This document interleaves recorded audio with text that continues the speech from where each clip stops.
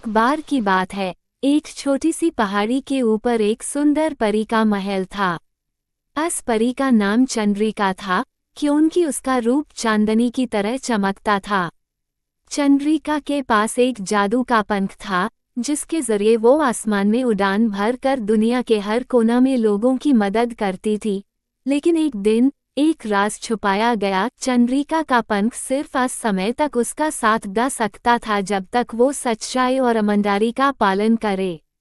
एक रात एक दूसरी परी, काला, जो चंद्रिका से जलन करती थी, उसके महल में छुप कर आई।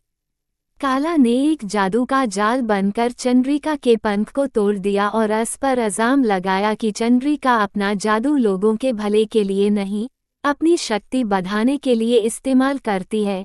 गांव के लोग इस बात पर विश्वास कर बैठे और चंद्रिका से दूरी बनाने लगे। चंद्रिका उदास हो गई और उसने सोचा, क्या सच में मुझे अपनी हाई गलती की सजा मिल रही है? तभी एक छोटा लड़का रवि, जो चंद्रिका का सच्चा दोस्त था, उससे मिलने आया और कहा, मैं जानता हूँ कि तुम्हारी कोई गलती नहीं है। मैं इस राज को समझूंगा जो तुम्हारे पंख के टूटने के पीछे है। रवि और चंद्रिका ने मिलकर काला का पीछा किया और पता लगाया कि वो चंद्रिका का दुश्मन नहीं, बल्कि एक पुरानी परी के श्राप से बांधी हुई थी। उसने चंद्रिका को नीचा गिराने की कोशिश इसलिए की थी क्योंकि उसका श्राप तभी टूटा करता जब वो दुनिया की सबसे दयालु परी को तकलीफ पहुंचाए। चंद्रिका ने अपनी समझ और दया से काला को माफ कर दिया और कहा, तुम्हारे श्राप को मैं अपने प्यार और सच्चाई से तोड़ूंगी।